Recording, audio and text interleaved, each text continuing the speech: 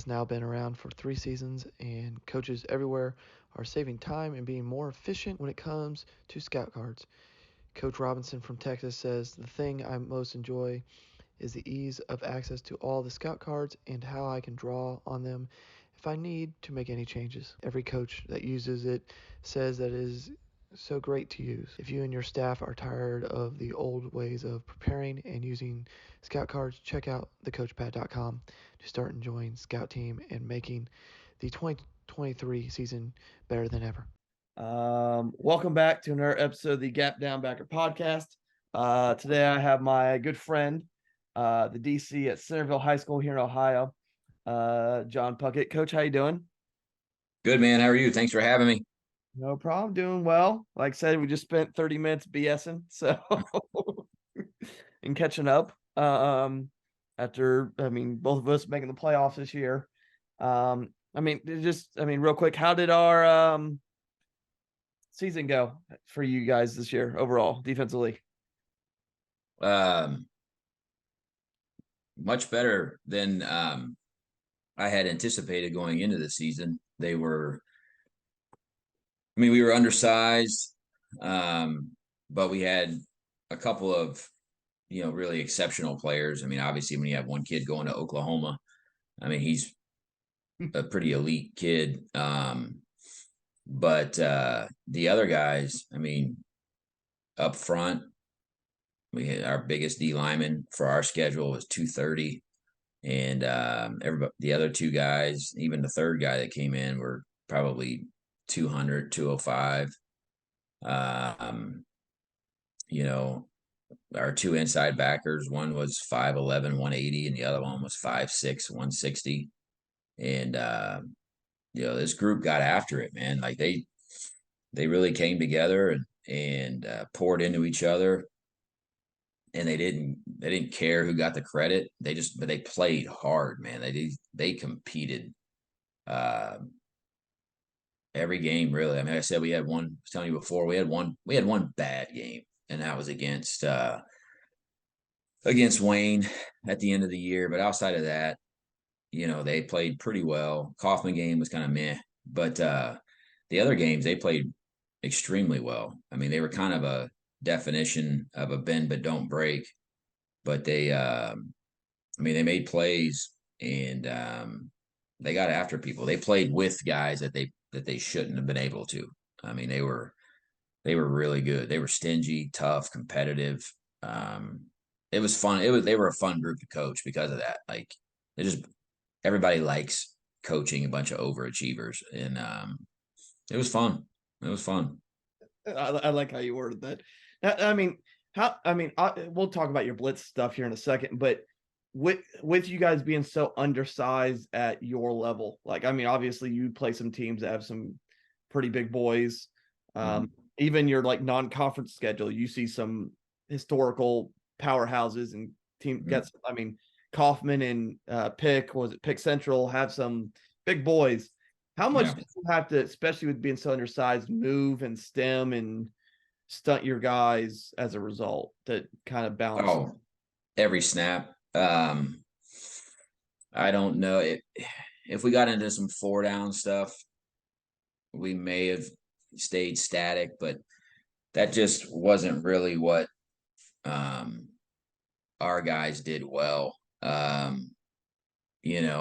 We had obviously our get off was great. And our pad level we played with was really good. But those are those things that everybody always talks about getting off the ball and blah, blah, blah. But we practice it. We don't just preach it. You could come into our film session week 9 or week 8, and I'm riding the D-line's ass about their pad level being too high. That's one of those things that our guys take pride in, getting off the ball. But yeah, we move a lot. We don't really we don't stem a bunch. We stem a little bit, not a whole lot. But we slant and angle a lot. Just to get, and we don't really do it because of our D linemen. We do it more to try to occupy 5 guys with 3 to allow our undersized linebackers to be able to play as clean as they can, really. And trying to force the ball, right? Trying to force it to a certain spot. But at the same time, we don't ever, very rarely are we just moving the front. Usually somebody's coming or multiple people are coming with them.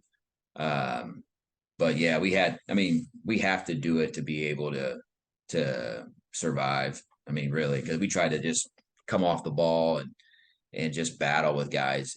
We would be okay early in the game, but we would struggle as the game went on. It would just wear us down. Okay.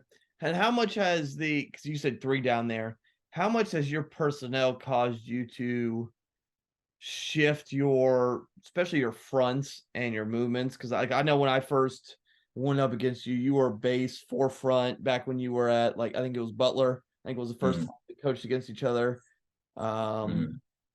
And I know you have essentially both packages in. I know, because I know how thick your playbook and all the stuff you're able to do is.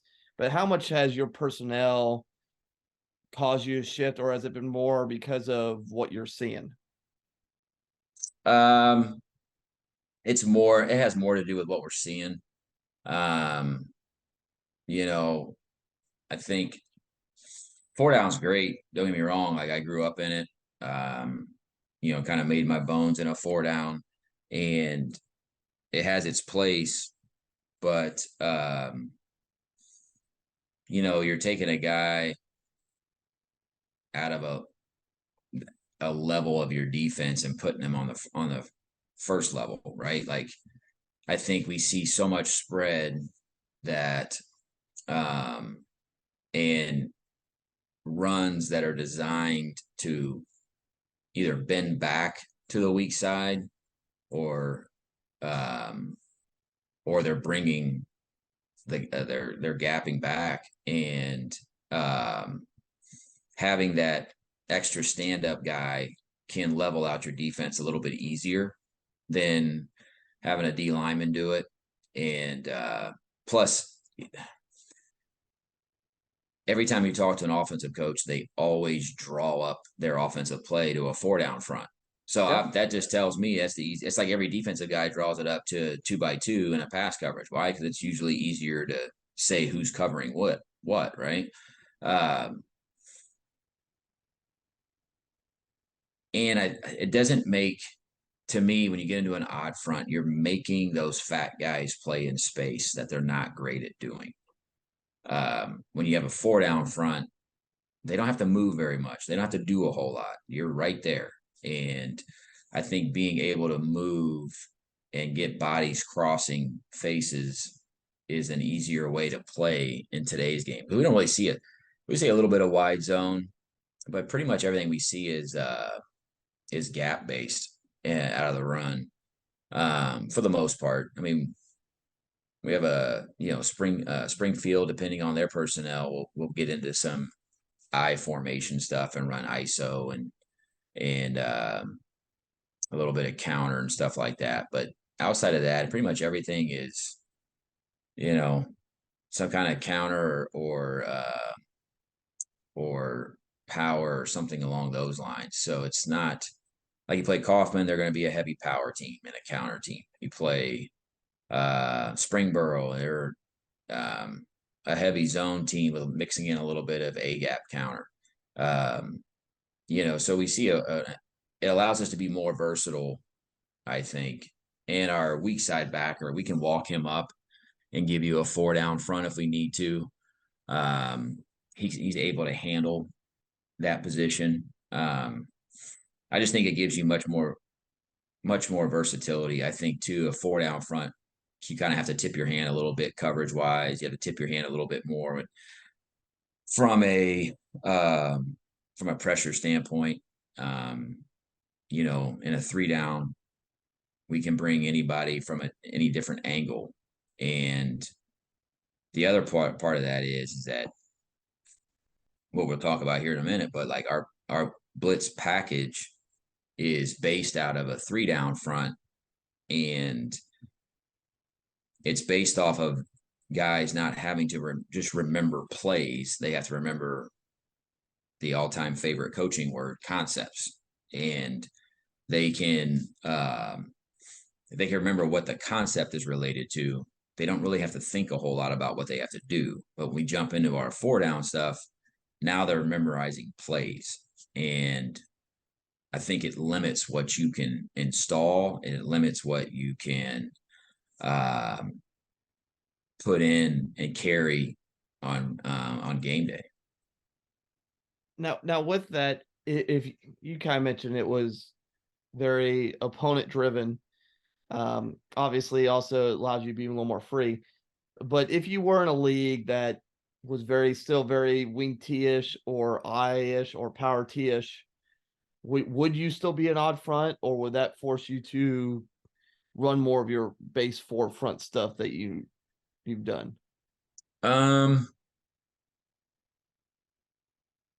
You know, a lot of it's, you know, how much we run of our 4-down front is dependent upon our personnel as well. So if we have, you know, some guys inside that can handle, you know, playing an over or an under or a G, like, you know, we'll play it a little bit more. But to answer your question, you know, against a wing T team, probably not. We probably wouldn't play a whole lot of, you know, we probably play a little bit more odd front. Now, I don't know if it'd be a 3-down, but you know, an I formation, yeah, we'd probably get into some of our 4-down stuff. As I think what you can do behind it can get you a little bit better in the run fit at times. You know, I don't like having a tight end uncovered. I mean, I know you can pull the front and walk a guy up. Well, if that's the case, then you're asking somebody to do something he doesn't normally do. Why don't you just play a 4-down front? And I mean, because sometimes, you know, we've been known to knock the front quite a bit out of our 3-down. Like our base check, if we're going to be in what we call our stack personnel, which is 3-down, and you line up in a flanker set, you know, we're going to knock the front towards the tight end. So, but we don't walk anybody else up. Like we just knock the front and let our stand up be able to play on the edge, but also be able to fold in any kind of backside flow. Just because I think it's a tackle having leverage isn't always the thing that scares me as much as a tight end, because a tight end block to a safety, sometimes him blocking down and him dragging across the field can look like the same thing. If he has to go through a body, it's a little bit, he has to, you know, play his hand right away. Yeah. I get you. I had that conversation with the coach the other day he was asking me for some opinions, and he showed me one of their games, and I proceeded to watch the opposing tight end literally go unblocked for about 4 series and just climb to the second level and just block the crap out of inside backers. And I'm like, well, this is why you're getting bludgeoned to death on these option concepts. So, but yeah. I mean, kind of getting to what we were going to talk about. I mean, me and you've talked blitzing on numerous occasions over the past like 2 years, and kind of how you conceptually tied into your based off families, and whether it's 5-man pressures, 6-man pressures, what coverages are behind it. Do you want to kind of start with kind of your ballpark theory on creating concepts and kind of how you package that? Yeah. So we have so out of our base blitz package, they're all named after a state, and that was just something that Rodney Roberts brought over in 2014, of calling some of his 5-man pressures because he was an odd stat guy. They were named after states, and it's just kind of the way we learn those pressure paths. And so we take those paths that are basic, your basic pressure. So like your inside guys either going to plug or they're going to loop one way or the other. Your edge guys are going to kind of do, they're going to fold underneath the end or they're going to come off the edge. And so we take your similar pressure package and so everything's named off of that. So like we have an Ohio family. So our Ohio blitz is literally you're in an odd front and you're the two inside backers are it's just a cross A gap blitz for them. And so anything related to Ohio, the backer is running that cross blitz. So the D line, the ends know in Ohio or anything related to Ohio, I have C gap. And the nose is going to have, now we changed it this year slightly, but our nose is going to have the backside A gap. And then one of the backers is crossing into A and the other backer is crossing over into B. So if we bring a 4-man, so a 4-man is a quarterback associated with that state. So now ours is Burrow, and then we change it from week to week in terms of how, but this base install is the linebacker to the running back side is the one blitzing. So the only thing he has to do is say right or left to the nose to tell the nose which way to go. And then that guy is running the cross blitz. So it's a pretty versatile package.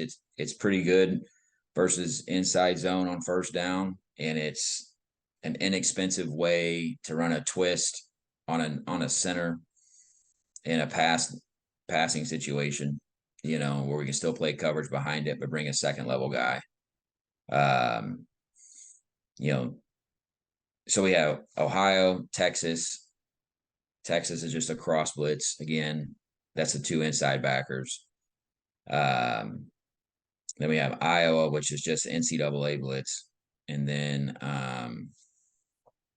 we have just all variations off of it. And then, so what we've done is, so any 4-man out of our stack personnel is a quarterback related to that state.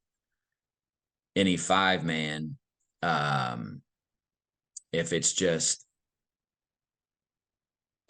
a 5-man out of a 3-down, then it'll be that state. And then if it's a 6-man out of that, then it'll be an NBA team associated with that state. And then if we want to play 2 trap behind it, then it's a baseball team. So the kids all have to know. I mean, the biggest thing was having to teach our kids like MLB teams because nobody pays attention to baseball anymore. So none of our kids know what the hell who the Astros are. You know what I mean? So, which the funny thing about that is like the Astros signal, when I signal it in, is somebody hitting a trash can. So, and then we have Alabama, which is a double edge pressure. And so if we bring one from the boundary, right? So we're a field and boundary. So if we bring one from the boundary, the jack off the edge, then it's Tua because he's left-handed. And if we bring him from the field, it's Mac, So it would make it so much easier that way. That way the kids all know, okay, the front nose in Bama, I'm pinching inside, right? And but if we're bringing Tua, everybody's going to the field. Yeah. And if we're bringing Mac, everybody's going to the boundary. And then if we combine the two, then we take the one that would potentially be, we have a blitz where we bring in an overhang off the edge and then take the backer to the field, and we'll cross him, so that with that one, it's so that way the front's still all going that way. The only one that's changing is the backer. So then that's a 5-man, but it's an Alabama movement. So then we say, so that one would be called, that one's called Pruitt, for Jeremy Pruitt, right? Because it's Alabama associated. The other one is like we have one is Kirby, is the same way. But then if we have a pressure to where it's more of an Ohio pressure, right? Then we have Bearcat, which is boundary, Flyer, which is field. And it just kind of goes on and on and on. Like if we're going to bring 4 and drop 7, and one of those drop guys are the ends, right? Then that's after a college. So we have the same Ohio cross blitz, and we just call it zips, right? And how we translate that in our 4-down stuff is, so our double A gap cross blitz by our backers that's calves. And so we just put them all in a states in a family, and it has made it to where we can install more in the summer because we are able to pick it up so much faster, and then we can carry more blitzes with us. And then maybe we see something in the game like, well, it's not, this blitz path would be much better. We can call it, and our kids have repped it so much, they just know it's associated with a state, and we'll just run it that way. So it's been great for us. I mean, it's easier to rep it, right? Because the kids all, hey, we're doing today we're doing all Ohio and Texas blitzes. Well, the ends know, okay, I'm going to be practicing peeling on a back, and the backers now, we're running inside plug blitzes. Well, the safeties know that day, okay, now if we're running 3 and 6 behind it, then one of them has to come in to be the hook player. And then if we're running trap behind it, everybody knows if it's 3x1, we're going to roll it. If it stays 2x2, we're just going to play trap. Like it's allowed us to play, I think, to be more complex, but a little bit more simple for us. And it allows us to move pieces, right? The kid going to Oklahoma was always outside coming off the edge. Well, towards the end of the year, we started putting him inside, letting him run those cross blitzes. And it became an extremely beneficial package to us. Okay.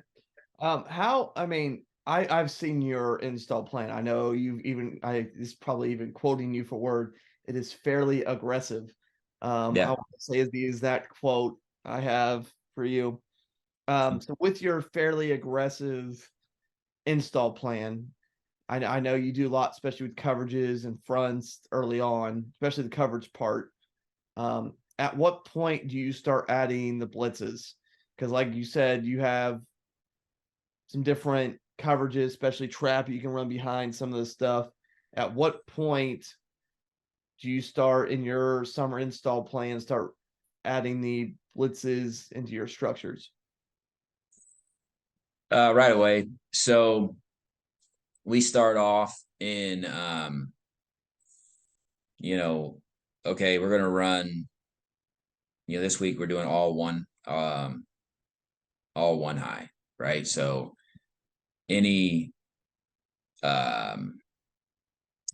but it's our base 1 high. So it's like June, like first week of June, it'll be all 3 and 6 and man free. So, okay, any blitz that we can run with man free, for the most part, will be, I think we start off, we usually do one, like Ohio is always, I think we go Ohio and Iowa. So that way everybody's coming off the edge. We're getting guys coming off the edge, and we're getting inside pressures. But the rotations are a little bit different, right? So if you're going to stay when we do all our one high stuff, that allows them to get multiple reps at rotating each way. Now we won't do, so we'll do Iowa is the NCAA blitz. So from the field, it's Iowa. From the boundary, it's Hawkeye. And then we do Ohio, and then we do Burrow. So really, it sounds more than what it is, but it's really just, we're only running 4 blitzes that day. Like we don't put we'll do all like 3 down fronts the first week. So it'll be our base odd front, then our what we call wide is 505, and then we go run tight, and then we may install, like, I don't think we did this past year, so it's aggressive, but it's aggressive because of the way it builds, right? Because our offense in the first down day one is going to go empty, so we have to build a coverage piece into that as well, right? So it's just a lot of work on the front end with us, just kind of seeing what sticks, and I'm not worried about the back end. A lot of our coaches worry about the back end guys understanding it. I'm not so worried about that as much as if our front can understand the paths, then it's makes it much easier. The back end will catch up, in my opinion. But we run them to where they know, like we run just regular Ohio. We're not running that versus a run. So if Ohio is called, that is, our kids know that is a pure pass blitz. Now Burrow is more of a run blitz, but they also know it's a run blitz to a certain run scheme, right? We're only going to run Burrow to a zone scheme. We're not going to run Burrow to a gap scheme. And then Iowa can be either or, right? So we'll run Iowa, we'll try to run it away from a gap scheme and then try to run it to a zone scheme. And then from the passing situation, they understand most of the time, depending on who's a better blitzer or where they're weak at, we'll run it at the back, depending on what they end up doing from a pass protection thing. So that is where, and then after that, we just it allows us to see early on, to me, like what are we good at? Are we better at playing a 3 under 3 deep fire zone behind these 5-man pressures? Or are we better at playing man? Or are we better at playing what we call one robber, which is basically 0. But the ends in robber don't have to peel now, right? So now we're legitimately bringing 5 guys. It allows us to be able to see faster. I think putting a lot in early on, I think it sets a tone for the intensity level in practice, in terms of creating a sense of urgency when the kids walk in, or they see the night before, a couple nights before, this is what the install is going to be for week 1, and they see that it's when everything's mapped out, it looks like, it is 30 things, right? So, and then that's not even counting just the base way of 3 and 6. So being able to play a fast 3 and then checking the motion, and then being able to play skate or whatever we end up stalling is our 3x1 check and our empty check, which usually we go skate the first week because it's the more simple one. So I like it. And I think kids learn faster by blitzing. I think because you get a better feel. The linebackers don't feel like it's like summer's a waste of time. They're learning plays. And then, but the one thing we started doing this year that was really good is that we started setting up these pods. So we would put like a guard, tackle, tight end, or just a guard and tackle, depending on. And then we would have a running back to that side, and whatever blitz package we were doing that week, we would do like a half line type thing with them. So we do like strong side edge, then the interior, and then a weak side edge, and mix it in with the D line and the linebackers. And we were giving them the scout look was a pass set, a zone read look, or a some kind of gap scheme look. And so as our guys are blitzing, they're learning the path, but then they're also learning how to recognize what to do versus the run and what to do versus the pass. And by repping that out over and over every day, I think we really it really helped us once the season got going, because now our kids were able to adjust to what they were seeing. Because we would get edge pressure guys in a zone read, and, he's supposed to surf, we want him to give it, and that guy's charging a mesh. And we're getting a give, but we're also going to have nobody there on the wind back. And so getting our edge guys used to reading that offensive line, that offensive tackle, if he zones down, now I got to square up and surf it and squeeze the air out of that and play quarterback to cutback. Some of our blitzes and stunts, we're crossing face and chasing ass on a lot of them.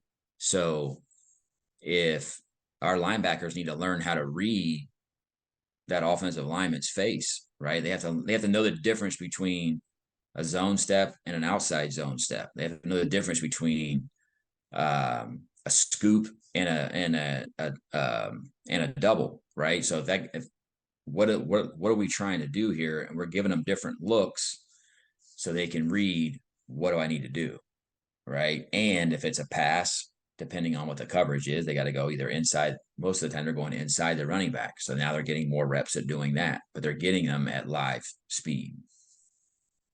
Because that was going to be my next question, is how you started practicing it. Because it's one thing to say, okay, we're installing blitzes and going, and when we get the team, we rep through it. But I mean, how are you working the techniques throughout practice? Obviously, the pod, as you just explained, kind of answered about half that question that you've had this year. What else and I know you do a good job in the off season and in the summer when you meet with your kids and talk to them about concepts and installing them with what you're allowed to do. Is there anything else you do to kind of make sure? Because I know part of it is, I know you also blitz heavily during 7-on-7 periods because they're going to be put in that situation, and you don't want to be that coach that, 7-on-7, we're dropping everybody, and then in the game, you're not actually dropping everybody. So what else are you kind of doing to install or work through your blitzes in practice?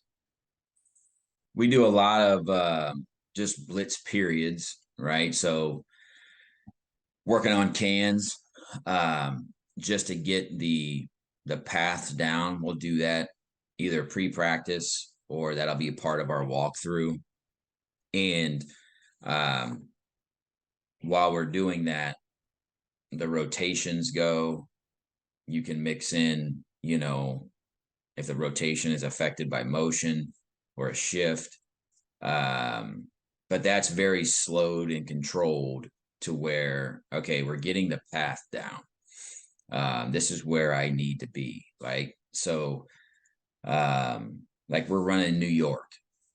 Okay. Like New York out of odd is technically a double B gap pressure by the inside backers, but they're also, and allowed a kind of a two-way go. So they can either go in B or they can cross his face and go in A. And the nose is literally old school two gapping the center. And if it's a pass, then he's just going to bull the center back. And so they need to understand, because that can be a run blitz or a pass blitz. So they need to be able to understand those. So the other part of where we put the pod together is that we have a scout O line up. Again, it's not full speed, probably more like half speed, where they're stepping through plays. So we may have them full slide to this way as we're running a blitz. We may have them run inside zone one way as we're running a blitz. So our guys are used to reacting, and that way it's easier for us to tell that they're looking at what they're supposed to be looking at as they're blitzing. You know, we still give them a key to look at while they're blitzing to tell them what to do. Because what we were having was we were calling blitzes and they were just blitzing to the quarterback, and getting them to understand that they're allowed to call a run play, and we have to be able to defend that as well. The hardest part that I've found is getting the edge guys that are coming from out of the box, getting them at an angle to where they can surf and be effective if it's a run play, remembering to surf, and then being able to also have enough space and to be able to get enough depth that when it is pass, that they can adjust their path to be able to put pressure on the quarterback and not running right down the midline of the offensive tackle. So we knew the reason why we started doing the pods this year was because we would do a blitz period versus our offense, and we were just running right down the middle of people. And so we were like, okay, we got to start figuring out a way to get them to practice as fast as we can to be able to adjust to what's going on. Yeah. Now with that also, I mean, as you advance in the season, you mentioned earlier that some of or at least how you call your blitzes will adjust based off you're seeing obviously tendency. Like you mentioned, your base rules obviously call to the back, but obviously that might adjust the week to week depending on what you see. I'll phrase it that way. How much does stuff adjust throughout the season? How easy is that install? How much do you try to get that to kids ahead of time? And when do you try to get most of that rep throughout the week? If we're going to make any kind of adjustment, we rep the heck out of it. So some of the adjustment may be, all right, they like to run, say, you know, if the back is a little deep and tight, maybe that's an indicator that they're going to run some kind of inside zone or some kind of tight gap scheme. Well, we may want to, if we get that look, maybe we want to check the blitz, say away from the back. So that way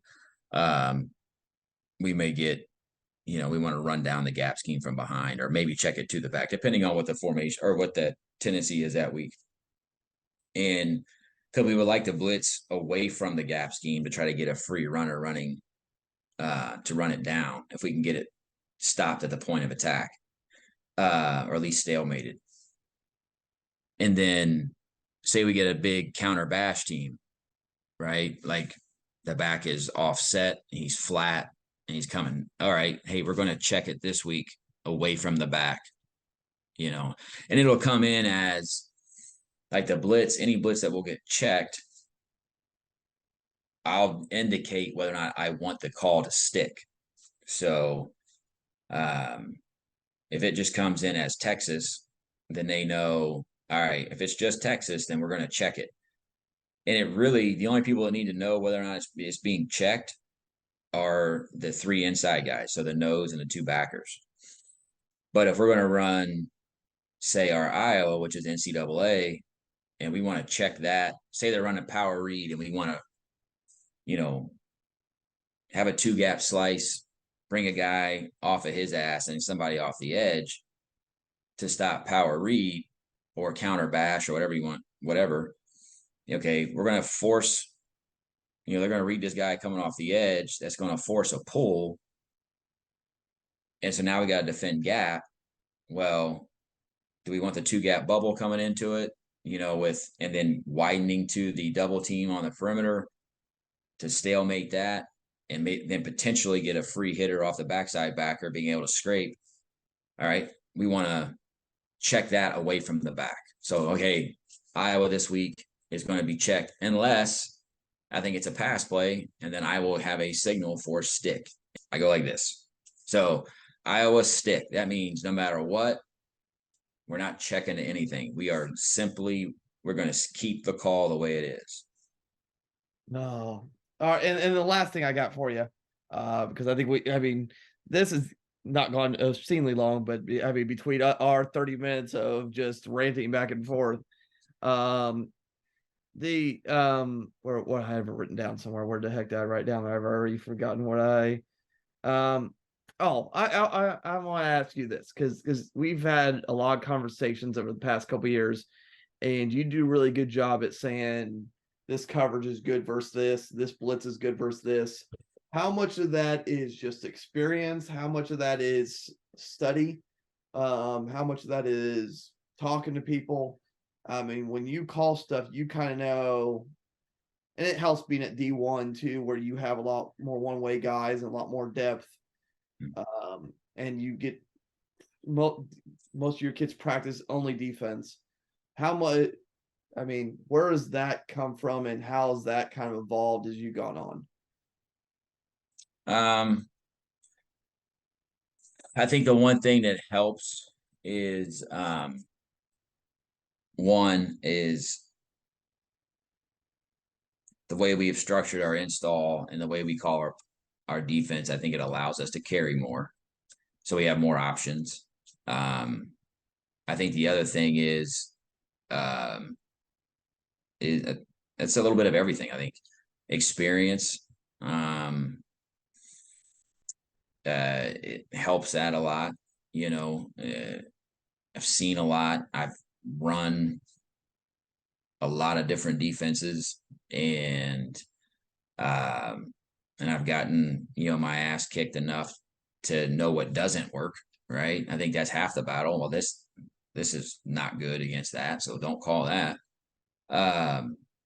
And I think the other part is, and I think this is where a lot of guys on either side of the ball struggle when it comes to game planning and play calling, is I don't think a lot of guys I talk to understand the point or the reasons that why offensive guys call certain things. Like, I don't think they understand the rules behind certain offensive plays. Like, I can draw up every offensive play that we're going to go against versus odd front or even front. The games where I struggle with play calling is when I have a very limited knowledge of the why are you calling this? Like, what does this do? Why does this hurt us?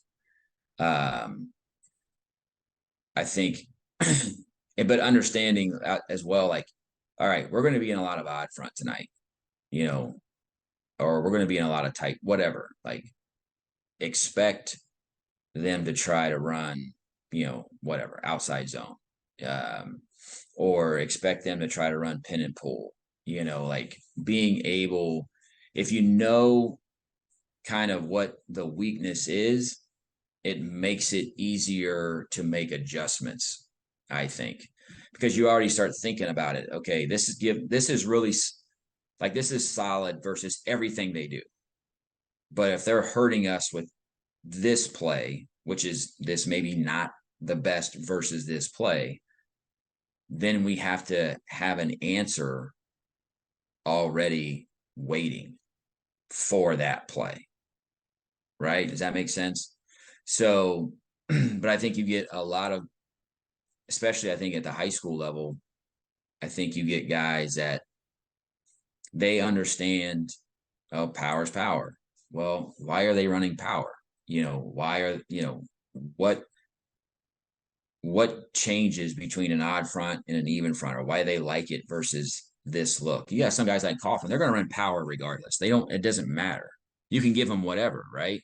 But where they make the adjustment is that, they'll give you a tackle over, and now they're having, they're really getting a hard push.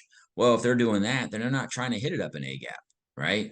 So it's trying to, like, guys understanding that, like I was at a clinic one time and a guy was talking about a certain offensive play, a young guy, and a young coach.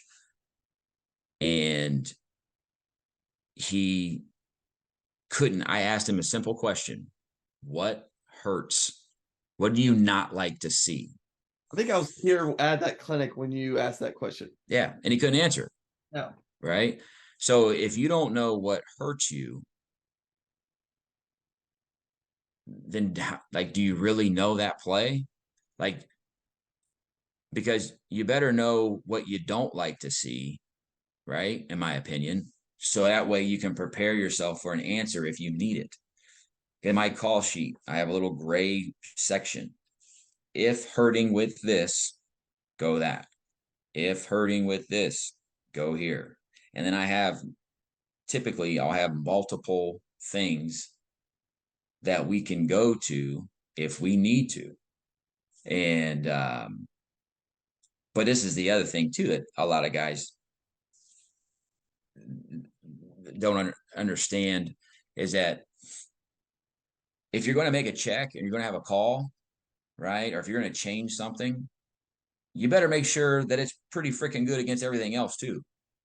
Because, yeah, it's great against that play, but what if they don't run it? You know what I mean? But it's against everything else, right? Like that has happened to me, I don't know how many times. And so I think having a knowledge of what teams are trying to do, why they're trying to do it, I think helps with knowing what you can run, and knowing what the answer will be to certain calls that aren't great versus certain plays, and I think that comes by trial and error. I think more defensive guys need to learn a lot more about offensive football, not the freaking pass schemes. Like, get your ass in the box, learn how, like, go talk to as many O-line coaches as you can. And, or teams that like to run the football and they run it and do things a little bit more unique. Like, I'm going to meet with Stokes this offseason. He wouldn't meet with me the last 2 years because we were playing each other. But just so I can learn more about, again, what does he not like to see? Why does he run this play? Why is this his go-to? What are the situations you like to do these certain things in? So that way I'm learning and growing as a play caller and as an organizer of a defense. And I can add or tweak things to make us a little bit better to certain looks that we may get. So I think it's a combination of a lot of things. Yeah. Well, coaches, obviously give him a follow on the Twitter or X or what the heck ever it is at this point. He's changed it since I last on here. Like, share, subscribe, all that lovely jazz. Check out our sponsor, Coachpad. Check out one of the 18 different things John Puckett's been on my channel. The links are probably below, between the clinics and the other podcasts and all that lovely jazz. That's it. Thank you, and that's another episode of the Gap Down Backer podcast. Thanks, man.